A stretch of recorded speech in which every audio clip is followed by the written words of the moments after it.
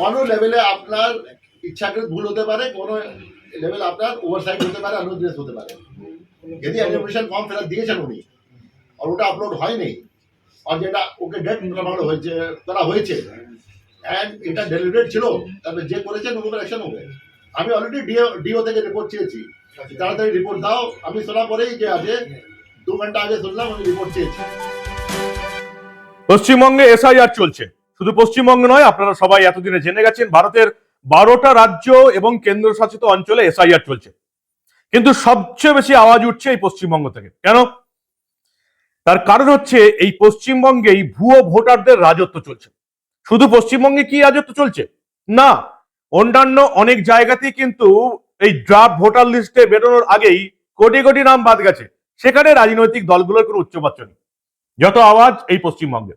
গতকাল আপনারা আমাদের প্রতিবেদনে দেখে নিয়েছেন যে নির্বাচন কমিশনের তরফ থেকে একেবারে কত নাম বাদ যাচ্ছে আর কত নাম খসড়া ভোটার তালিকায় থাকছে, দুটো লিস্ট আলাদা করে পাবলিশ করে দেওয়া হয়েছে। প্রত্যেক মানুষ দেখতে পাবেন যে 58,20,000-এর নাম বাদ চলে যাচ্ছে, যারা ফর্ম ফিল আপ করেনি, যাদেরকে 1 মাস সময় দেওয়া হবে নিজেদেরকে জীবিত এবং ভারতীয় ভোটার প্রমাণ করার জন্য। তাদের নামের তালিকা সবার কাছে চলে গেছে, যে কেউ চেক করতে পারবে। আর বাকি যারা ফর্ম ফিল আপ করেছে, একটা অন্তত সই করেও জমা দিয়েছে, তাদের নাম খসড়া ভোটার তালিকায় উঠে গেছে। অনেকে বোকার মতন বলছেন মাত্র 58 লাখ, এত কম বাদ গেল। খেলা সবে শুরু হয়েছে গতকাল থেকে। এই 58,20,000-এর নাম একেবারে বাদ চলে যাচ্ছে, কারণ এরা ফর্ম ফিল আপ করেননি। এরাও সুযোগ পাবেন। এদের নামও যে পাকাপাকি ভাবে বাদ যাচ্ছে সেটাও কিন্তু নয়। এদের মধ্যে কেউ যদি বিদেশে থাকেন, ফিরতে পারেননি, বা অন্যান্য ভাবে মিস হয়ে গেছেন, তারাও 1 মাস সুযোগ পাবেন নিজেদেরকে ভারতীয় এবং বেঁচে আছেন, স্থানান্তরিত হয়ে যাননি, এটা প্রমাণ করার জন্য। এবং বাকি আপনারা যেটা বলছেন এত কম নাম বাদ গেল, এখনো ফাইনাল খেলা শুরুই হয়নি, গতকাল থেকে শুরু হয়েছে। খসড়া ভোটার তালিকায় নাম কাদের আছে? যারা সই করে ফর্ম জমা দিয়েছে প্রত্যেকের নামই আছে। চেকিং, হিয়ারিং গতকাল 16ই ডিসেম্বর থেকে শুরু হয়েছে, আগামী 1 মাস চলবে। তাই শেষ অবধি 2026-এর 14ই ফেব্রুয়ারি কত নাম বাদ যাবে ফাইনাল লিস্ট দেখলে তবে আপনারা বলতে পারবেন, যে সংখ্যাটা এখন ইলেকশন কমিশনও বলতে পারবে না। কিন্তু তা বলে এসআইআর করছেন করুন, তাহলে মোহাম্মদ সেলিমকে ব্রাহ্মণ বানিয়ে দেবেন? মোহাম্মদ সেলিমকে ব্রাহ্মণ বানিয়ে দিয়েছে এসআইআর এর নতুন খসড়া ভোটার তালিকা। এও সম্ভব বলুন তো?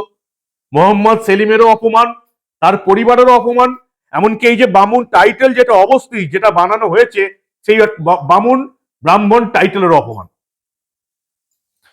বিশ্বাস হচ্ছে না তো? আমারও প্রথমে বিশ্বাস হয়নি যে মোহাম্মদ সেলিম কি করে ব্রাহ্মণ হয়ে যাবে। পরে দেখলাম যে মোহাম্মদ সেলিমের যিনি পুত্র ছেলে, সেই অতীশ আজিজ একটা ছবি সোশ্যাল মিডিয়ায় পোস্ট করেছেন যে আমার নাম অতীশ আজিজ, কিন্তু খসড়া তালিকায় নাম খুঁজতে গিয়ে দেখছি সেই নামের সঙ্গে অবস্থি পদবি জুড়ে গেছে।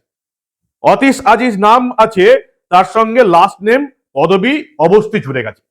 ভাবুন তো কি অপমানকর বিষয়। দুদিক থেকেই অপমান। মোহাম্মদ সেলিমের পরিবারের সঙ্গে অবস্থি টাইটেল জুড়ে দিচ্ছি, অবশ্যই এটা তো অপমানকর ব্যাপার বটেই।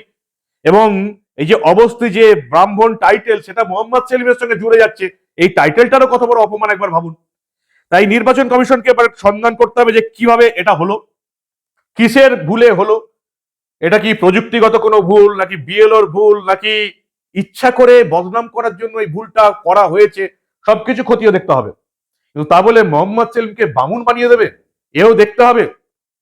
অন্যদিকে সবচেয়ে বেশি চিন্তায় পড়ে গেছেন কিন্তু রাজ্য মন্ত্রিসভার 1 নম্বর এবং 2 নম্বর ব্যক্তি।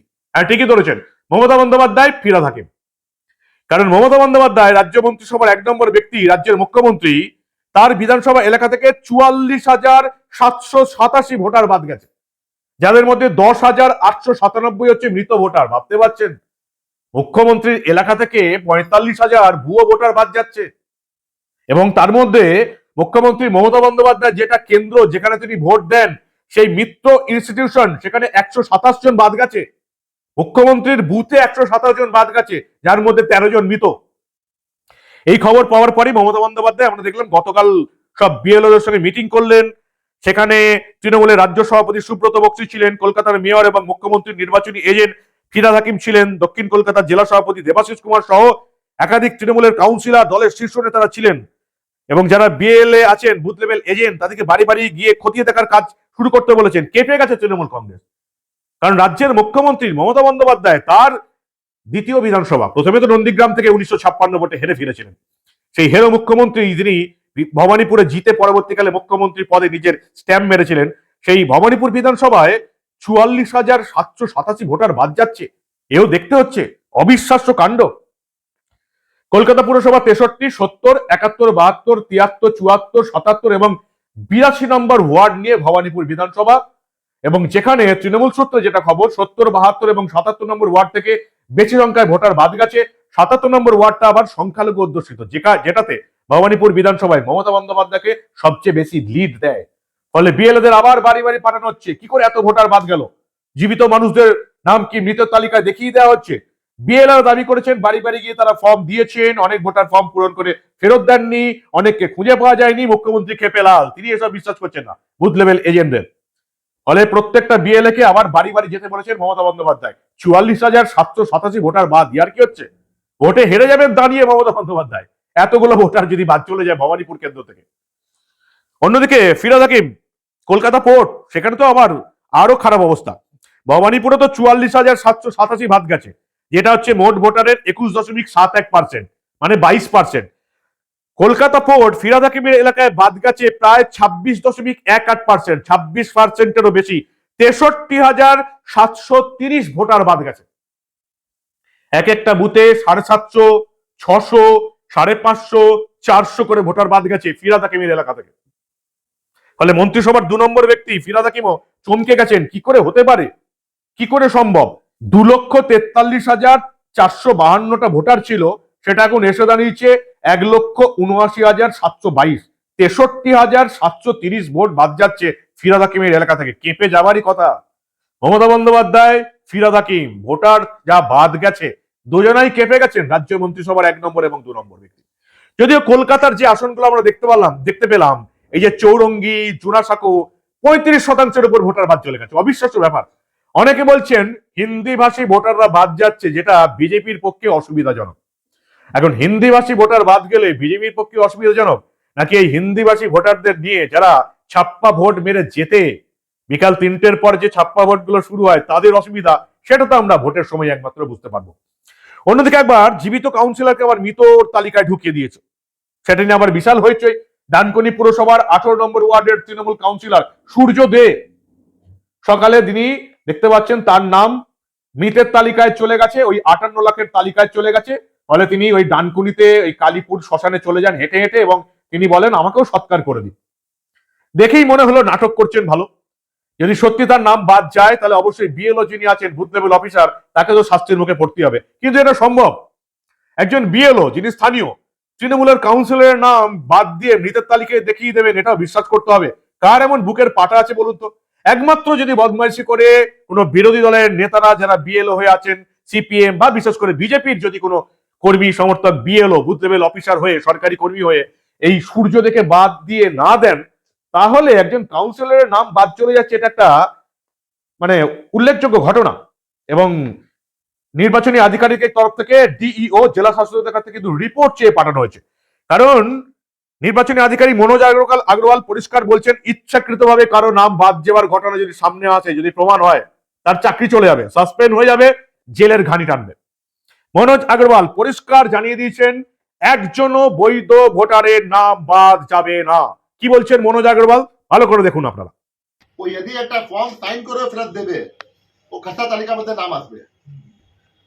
কোন বাংলাদেশি আছে, কোন ইউএসএ থেকে এসছে, কোন পাকিস্তান থেকে এসছে, কোন শ্রীলঙ্কা থেকে এসছে, this is not the lookout at this stage.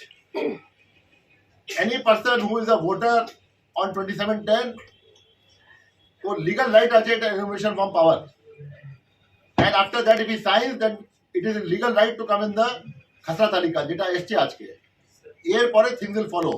আমি ইয়ারও থেকে রিপোর্ট চেয়েছি। আচ্ছা, এটা জিনিস আপনারা বুঝুন, সব বুঝুন। যেটা আছে ইসিআই বসে আছে দিল্লিতে, election commission of India, CEO office বসে আছে এখানে, যেখানে আপনি বসে আছেন।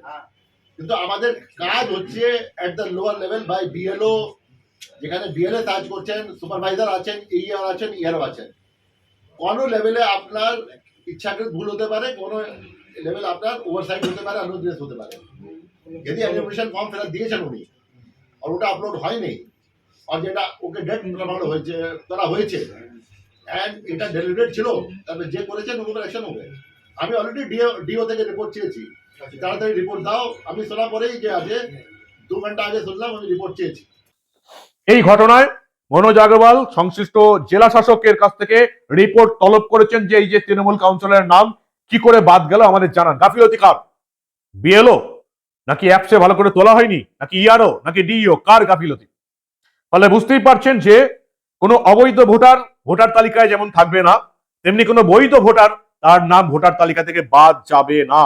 নতুন 3টি অ্যাপস দেওয়া হয়েছে বিএলওদের, সংশোধনী অ্যাপ, যারা নাম সংশোধন করতে পারবেন। যেমন এই যে আমি বারবার আপনাদের বলেছিলাম যে বাবার নামে মায়ের নামে গন্ডগোল হচ্ছে, বাবার নামে কারো শ্রী চলে এসছে, কারো মাঝে কুমার আছে অথচ বাবার ইয়েতে নেই, এই রকমের প্রচুর গন্ডগোল আছে। এগুলোকে ঠিক করার জন্য বিএলওদের অপশন দেওয়া হয়েছে।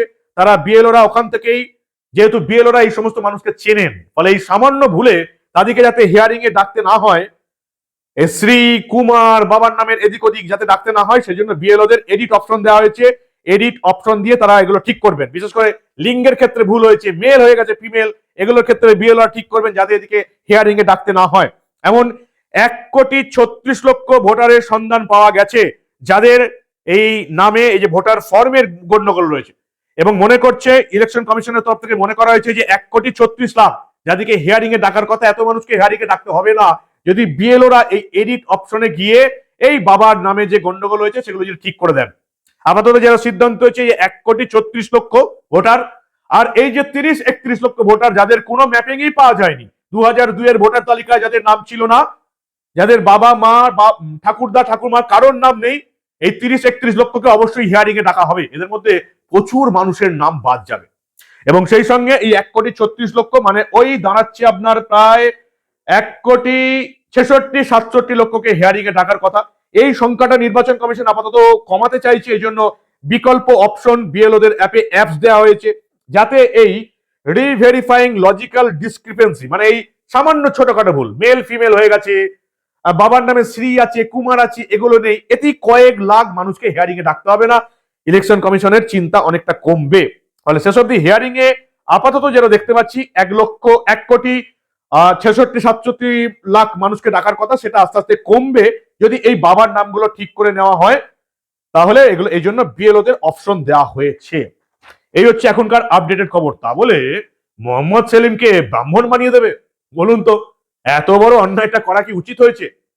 মোহাম্মদ সেলিমেরও অপমান, আর এই যে ব্রাহ্মণ টাইটেল অবস্থি টাইটেলেরও অপমান। আর অন্যদিকে মমতা বন্দ্যোপাধ্যায় এবং ফিরহাদ হাকিম তাদের বিধানসভা এলাকায় যে সমস্ত ভোটারের নাম বাদ গেছে সেই সংখ্যাটা দেখে মন্ত্রিসভার 1 নম্বর এবং 2 নম্বর এবং সেই সঙ্গে কলকাতার অনেক হেভিওয়েট নেতাদেরও রাতের ঘুম উধাও হয়ে গেছে। খেলা গতকাল থেকে শুরু হয়েছে 16 ডিসেম্বর, এখনো খেলা কিছুই হয়নি। এই 58,20,000-এর নাম প্রায় বাদ যাচ্ছে, কিছু ব্যতিক্রমী হয়তো হবে। বাকি এই যে 30-31 লক্ষ যারা নো ম্যাপিং, তাদের নামও 2002 এর ভোটার তালিকায় নেই, তাদের বাবা মা ঠাকুরদা ঠাকুমার নামও নেই, পরিবারের কারো নাম নেই। ফলে এই 58 লক্ষ, এদিকে 30 লক্ষ, 88 লক্ষের কাছাকাছি নাম তো এমনি বাদ যাবে। তারপরে হিয়ারিং চেকিং, বুঝতে পারছেন তো? 1 কোটির বেশি যদি নাম বাদ না যায় তাহলে জানতে হবে এই রাজ্যে ঠিকঠাক এসআইআর হয়নি। আপনারা কি বলেন? আপনাদের মূল্যবান এবং গুরুত্বপূর্ণ মতামত জানান দা নিউজ বাংলার কমেন্ট সেকশনে। দেখতে থাকুন দা নিউজ বাংলা। আমরা আবার এই রাজ্যে এই ধরনের হিয়ারিং, এসআইআর এবং কাদের কাদেরকে নোটিশ দিয়ে ডাকা হচ্ছে এই সংক্রান্ত, অর্থাৎ ভোটার তালিকা সংশোধন সংক্রান্ত কোনো খবরই চেপে রাখতে দেব না।